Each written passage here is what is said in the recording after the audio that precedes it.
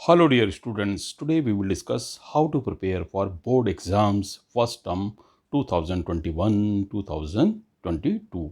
यानी इस साल जो बोर्ड के एग्ज़ाम होने हैं उसके फर्स्ट टर्म की तैयारी कैसे करें, क्योंकि फर्स्ट टर्म में एमसीक्यू आने हैं। ठीक, तो कुछ आप पॉइंट्स हैं, नोट कर लीजिए। रीड एवरी चैप्टर ट्वाइस और थ्राइस, 2 या 3 बार हर चैप्टर को पढ़ें अच्छी तरह से, क्योंकि कुछ स्टूडेंट्स क्या कर रहे हैं कि सिर्फ 10-15 एमसीक्यू हर चैप्टर से याद कर लेते हैं। अगर लैंग्वेज चेंज होगी तो आप कैसे करेंगे, इसलिए आपको हर चैप्टर को पढ़ना है। ठीक है, जो भी चैप्टर फर्स्ट टर्म है उसको पढ़िए, ठीक से 2-3 बार पढ़िए, याद कर लीजिए। Learn important terms and keywords, her chapter के इंपॉर्टेंट टर्म्स और कीवर्ड याद कर लीजिए। 10th के जो कीवर्ड्स हैं, इंपॉर्टेंट टर्म्स हैं, वो मैंने लिख दी हैं। बाकी और सब्जेक्ट्स के या और क्लासेस के कीवर्ड्स आपको पता ही होंगे। एग्जाम्पल है type of reactions, decomposition, combination, displacement, double displacement, redox reaction, acid basis and salts. ये वेरी इंपॉर्टेंट टर्म्स हैं, ये आपको आने चाहिए, इनके हर एक के मीनिंग आने चाहिए। PH value, metals, non metals, malleability, ductility, digestion, respiration, aerobic and anaerobic respiration, double circulation, arteries, veins, xylem, phloem, excretory system, mirrors, lenses, real image and virtual image, reflection. ये रिफ्लेक्शन आ गया, refraction है दोबारा से। First is reflection, second is refraction, spelling गलत हो गई है। Concave mirror and lens, convex mirror and lens, part of mirror and lenses. Third point है स्टडी डायग्राम ऑल्सो, अगर आपके सब्जेक्ट में डायग्राम्स हैं तो डायग्राम से भी करिए। साइंस में तो डायग्राम के बेस पे क्वेश्चंस आते ही हैं, तो इम्पोर्टेंट डायग्राम्स आपने देखने हैं तो मेरी आप इम्पोर्टेंट डायग्राम्स की वीडियो देख लीजिए। Do all the activities given in the chapters and practicals, her chapter में साइंस में कुछ ना कुछ एक्टिविटीज़ दी गई हैं, तो साइंस में एक्टिविटी बेस्ड क्वेश्चन आते हैं, तो प्रैक्टिकल्स जितने भी हैं फर्स्ट टर्म के और एक्टिविटीज़ हैं वो कर लीजिए।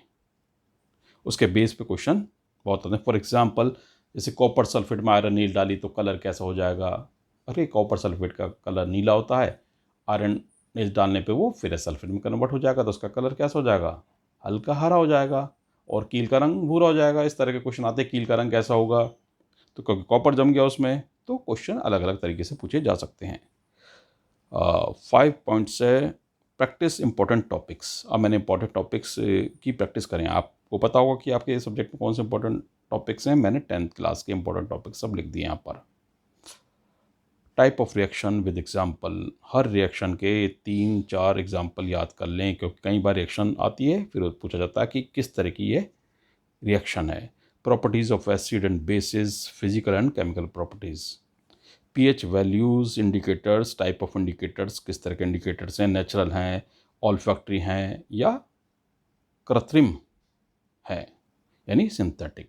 Importance of pH in everyday life, physical and chemical properties of metals and non metals, important chemicals and their formula and uses, human digestive system, respiration, difference between aerobic and anaerobic respiration, difference between arteries and blood, human excretory system, image formation by lenses and mirrors, and numerical of chapter 10, refraction, formation of rainbow, twinkling of stars, advanced sunrise and delayed sunset, etcetera. ये important topics मैंने बता दिए हैं, लेकिन आप अगर अलग subject के हैं या अलग क्लासेस के हैं तो आप अपने इंपॉर्टेंट टॉपिक्स को याद करें।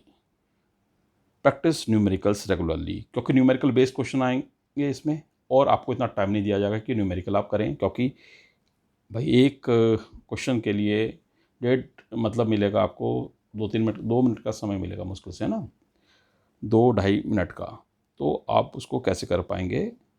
तो इसलिए न्यूमेरिकल की प्रैक्टिस ज़रूरी है, क्योंकि न्यूमेरिकल करने में कई बार 5 से 10 मिनट लग जाते हैं, इनको सबसे लास्ट में करें, है ना।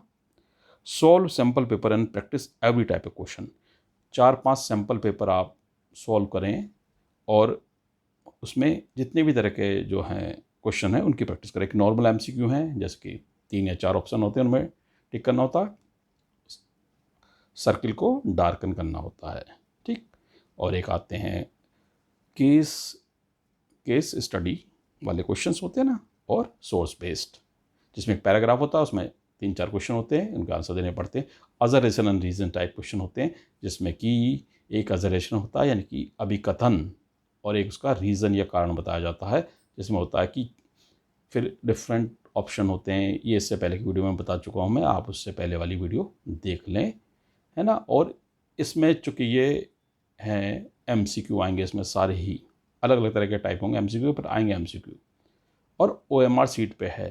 तो इसलिए आप ज़रा भी मिस्टेक ना करें। अगर आपने रोल नंबर फिल करने में मिस्टेक कर दी, या एक क्वेश्चन पर आपने 2 या 3 जो है सर्किल को डार्कन कर दिया, तो बड़ी प्रॉब्लम आपको हो जाएगी। वो क्वेश्चन चेक नहीं होगा, और अगर आपने रोल नंबर ही गलत लिख दिया तो फिर वो कैसे चेक हो पाएगा।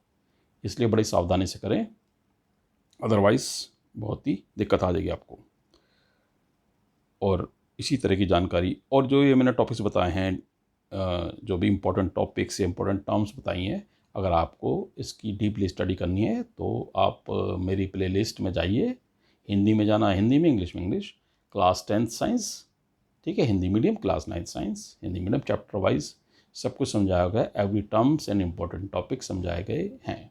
क्लास 9th और 10th सबके प्लेलिस्ट में आपको जाना पड़ेगा। And if you have any problem, you can ask in comment section.